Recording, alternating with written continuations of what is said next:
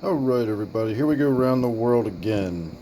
Once again, nothing's really going on with this tank. I just topped some water off this week. Well, the level was getting down there a little bit. The one thing I did get in there and do is a viewer not long ago commented that sometimes it was difficult to watch my videos because despite having done some tank maintenance and a water change on this tank, I left all those plants all stuck on the filter intake, which never bothered me at all. But he did mention that. So Dave, if you're watching, I did get in there today and I pulled all those plants off that filter intake for you, so I hope that makes you a little happier. It was good that I did it. The roots were starting to grow in there a little bit. It was really beginning to restrict the water flow, and it was about time to get in there and clean it out anyway. So good call on that one. I did get in there and clean that up a little bit. I also found my Marimo moss ball that used to be in there and had migrated to the back of the tank and was basically just sort of back there behind the rocks where you can't really see it. So I got that up front again, and now we can enjoy my moss ball, and the filter is unobstructed and it is visually a little more pleasing to the eye. So other than that, nothing going on in the 29. The Goby tank is the same situation. Nothing's going on in here at all. I haven't done anything to this tank this week. I don't really plan on doing anything. It's due for a water change, and in a few days' time, I'm going to get around to getting in there and doing a little bit of plant maintenance. You can see over here my, whatever the hell this stuff is called. Red Tiger Lotus, there we go. That is getting a little close to the surface. It's just getting a little big and bushy, so that needs to come down. I've got some new shoots coming up on the bottom, so they can replace some of these older, taller ones at the top. And then other than that, I don't really need to do anything. The plants that are floating in here, the water sprite that I have floating, is not too overwhelming or overgrown that it's blocking too much of the light in there, and everything still looks pretty good. The water is getting a little tannin stained. Again, with my a little more lax schedule with water changes here, the tannins really do have time to build up, and that's sort of a double-edged sword. It brings my pH down, so when I do go to do a water change, I have to be a little more sparing on the water change so that I don't shock the fish too badly with a big pH swing. So once again, it's still a learning curve. I'm still, always learning to manage my tanks a little differently. Every time you change one thing, it changes other things, and you've got to learn to adjust for them. So we'll get there. I'll find that balance that's just right between keeping the tanks nice and clean and minimal amount of work. So moving on to the angelfish tank. I did quite a bit of work in here this week. I shot a video. It was an interesting video. I set up a couple cameras. One on my head, one on the tripod, and then I filmed a few clips with my phone and put it all together and made sort of a multi-camera angle video of doing a little bit of maintenance on this tank. So I'll attach a card to that. Again, I think it was a pretty interesting video. I'd appreciate your input on what you think about my camera work, because that was my first attempt at doing anything like that. I thought it came out pretty good, but I could already see lots of room for improvement. So if I do shoot any more video like that, it will be better. It was very labor intensive and time consuming, so if you really enjoyed it, I'll do more. Otherwise, I'm not really planning on setting up really elaborate video shoots just to do a before and after type water change video. Now in this case, we did do a little more than a water change. I was pulling some cyanobacteria out of there. I'm just about ready to get rid of this stupid algae eater. He chases that poor pictus catfish around in circles all day long. He just goes around and around in that rock. That pictus will go back into his cave, and then the algae eater will swing back around and spook him out, and then they'll run around the corner and they'll come back and do it again. And that algae eater has just never been a team player or very pleasant in this tank. So it looks a lot different, doesn't it? If you're used to looking at this tank in my former videos, or my previous videos I should say, that floating water sprite really does change the look and feel of the tank, between the blocking of the light and the roots hanging down, and taking up the space visually in the tank. It just completely changes the feel and everything. So I want them back. I can't wait till I can grow some out in another tank and throw them back in there, at least to get something in there on the surface. That's just a little too open and barren for me. Although I do have to say, that albino red eye just pops under the light like this, so I'm enjoying that while I can. Speaking of lights, here on my T-bar tank, one of my light fixtures is not working. Well, it is now, because I played, I swapped them around. I juggled some lights. I took one of the lights off of my gudgeon tank, which doesn't really need a lot of light, and I put it on this tank. So I still now have two fully functional fixtures on here, but I only have one fully functional fixture on my T-bar, on my gudgeon tank, and we'll get around to that in a few minutes. I think it's just a bad tube. Excuse me. And I think the units are set up so that if one tube goes out, the whole, both of them stop working. They've got to both be operating in order for the whole fixture to work. So I'm hoping it's a simple tube replacement. We'll get it working again. If not, I'm going to have to buy a new fixture, and they're not cheap. So in the meantime, we've got this tank nice and well lit again. I have done some work in here recently. I put a canister filter on it and took the hang on the back filter that I had on here off. And I still have the... if you can see those roots flowing in the breeze back there, that is the outflow from a UV sterilizing filter that I have in here that I'm leaving alone for the time being until this tank sort of really establishes in, and I'll get in there and I'll remove that other filter, and I'll rely solely on my new canister filter that I've got in there. So that's coming up. Again, I could probably do it now, but no hurry. I'm not sweating it. It doesn't matter that it's in there. You can't really even see it. You just kind of have to know it's in there to even know it's in there. So other than that, nothing really going on in the T-bar tank. Everybody is still alive and well. I have seen my black ghost knifefish, just not out and about on any kind of regular basis. So all I get is my normal little glimpses and peeks when he comes out to feed.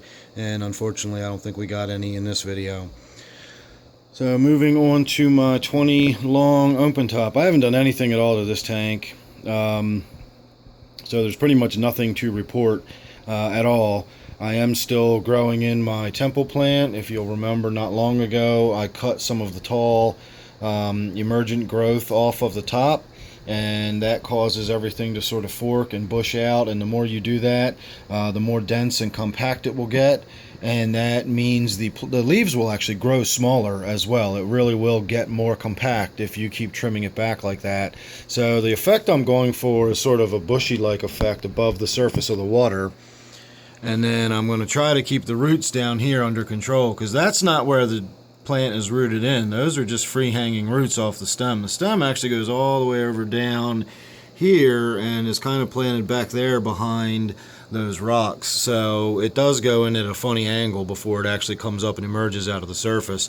And you can see how many branches I already have going up and out of the surface to give you that effect. So I really enjoy this tank. I like it a lot. It kind of sat there and did nothing for a long time, and it was just kind of meh. It was there, and I kept it running. And then one day I just put a little thought into it, put a little effort into it, and then just gradually it has sort of shaped itself into this tank. The angelfish just kind of wound up in there, and so on and so forth. And then here we are with a really, really pretty tank. I really like that tank a lot. So moving on, let me get around my chair here, and we will have a look at my brackish tank. I've been doing quite a lot of work to Butterbean's tank. Butterbean being my figure 8 puffer. If you're not familiar with Butterbean, you should be, because he's awesome. And you can see the tank is nice and clear. That light is nice and super bright. As I've always said, that tank is very well lit and a beautiful tank. I just had to get that glass clean and get all the cyanobacteria and everything out of there. So I finished the treatment on this tank. I did do another water change. I got in there and I wiped the glass down again really well. I did a little more work at cleaning the back glass up, and pretty much that's it. That second treatment of the cyanobacteria for the red slime really seems to have done the trick. The last little few pockets that seemed like they were hanging on are now very clearly not living anymore. They're not that sort of slimy smooth texture. They're this sort of weird, you can kind of see how it looks sort of rough and crumbly. If I got in there with a brush, it would sort of just knock loose and come right off.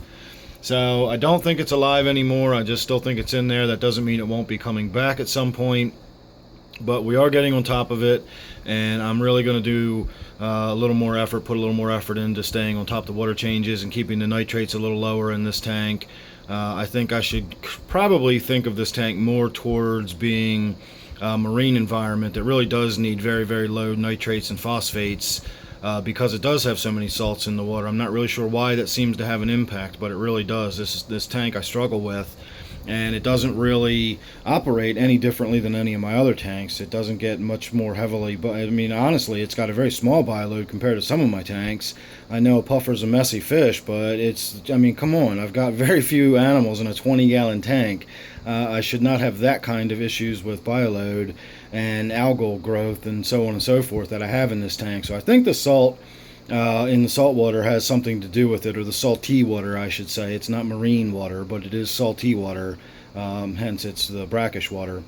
So we'll see, but for now it's nice and cleaned up and looks really good. Maybe this week, while it's still looking pretty, I'll shoot some more feeding video of Butterbean. So, you know, stay tuned for that. If you're not already subscribed, go ahead, do so, because watching him eat snails is a lot of fun. He's a really cool fish. If you don't have any experience with puffers, then you really should get some. Either learn about them, watch them, or get one for yourself, because they're just really amazing fish.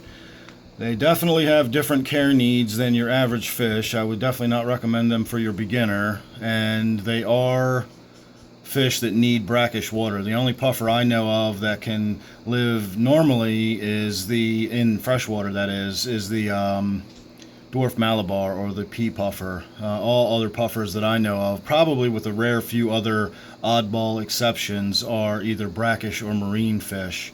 So if you see the green spot puffers sold in some of the big chain stores as freshwater fish, or if you see these figure eights, or even these Bumblebee Gobies are often sold as freshwater fish, they are not.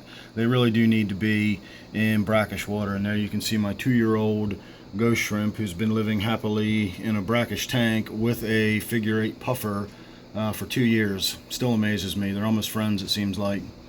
Anyway, moving on. We've got my quarantine tank, and yes, there's 10 more neons in there. They were on sale for $1 a piece again this week, so I bought 12 more actually. I bought a dozen more just so I've got them. Not really sure where they're going to end up just yet. I have learned the hard way. I put a bunch of them in my T-bar tank, and apparently the black ghost knifefish comes out at night and snacks on neons, because I'm down to 4 from 15. So, you know, he had some expensive little snacks, and he's got 4 more to go, so it probably won't take too long till we're down to none, and I won't be putting any more neons in the T-bar tank. So I've got 10 or 12 neons that are going to go somewhere. I just don't know where yet. This is my snail tank. That doesn't do anything other than grow snails for my puffer. This is my gudgeon tank, and right now I am lit halfway. One of my fixtures on here is out, as we just talked about, from the T-bar tank. I moved it over here, and that's why it looks so dim. I just have one strip right down the middle rather than one in the front and one in the back like I normally do. So we're not going to get to see any good color on these guys, especially since they're going to stay front and center as long as I'm in front of the tank. This week I did get in there and I scrubbed out a ton of that diatom algae that was growing on everything. I even tried to get some of the microswords exposed again to get some more light on them, because the diatoms were growing all over them as well. The temple plant in the back that was just brown with diatoms, I actually just cut that down about 2 inches above the soil, or sand I should say, and that's well rooted. It's going to grow and fork and bush and branch out, and I'm going to have some nice thick temple plant growing in the back that won't be covered in all that diatom, and it'll actually look nice and bright green like all this new growth I'm getting over here. So this tank is getting there. It's beginning to balance out. It's beginning to, you know, sort out its teething troubles that you always get in a new tank. It takes several months for a tank to finally settle down and become, you know, a nice well-balanced tank and gets on its normal structure. But because I have no wood in this tank, and just because this tank is sort of set up a little differently than my other ones, the pH in this tank is different than my other tank, so I actually have to treat this one differently. In fact, it's much closer to my water that comes out of my tap, and I can do pretty much massive water changes on this tank like I used to do on my other tanks. So, odd, but not a problem. Moving on, last as always, but not least, is my 125. Nothing at all going on in here that I can think of. Haven't made any changes, haven't done anything. We'll be getting in here fairly soon, I'm guessing, and doing a water change. Doesn't look like it, but the water is starting to get a little tan and stained, and this is another tank that I can't do massive water changes on, although, you know, even a 25% water change on a 125 is still a pretty big water change. But with the pH shift the way I have, I can't do huge water changes. So before the tannins get built too much, I want to sort of keep them under control. I haven't checked the nitrates or anything. Again, I haven't really done anything to this tank at all this week. I've just kind of sat here and enjoyed it. I did shoot a video, or I shot a series of video clips for a little guest stint I did on a friend of mine's channel, the Inquisitive Fish Guy. You can check that out. I'll attach a card there to check out that video. We're doing a 3-part series on the nitrogen cycle.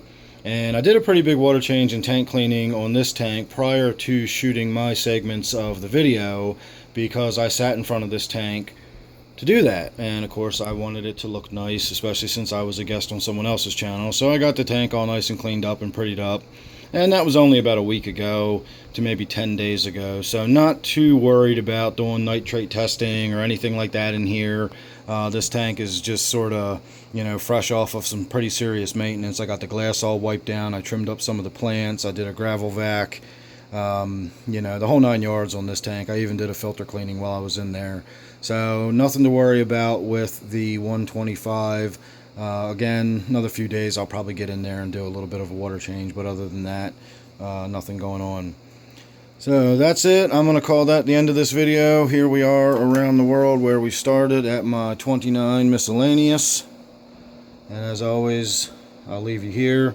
I'll thank you for watching this one. Once again, I'll ask you to subscribe if you're not already. That way you won't miss any of these updates or any of the other stuff I've got going on. Don't forget to go check out IFG's website. Subscribe to him. That way you won't miss any of the videos we've got coming up. There are 2 more parts to the series coming, and they'll be coming out real soon because we're working on them now.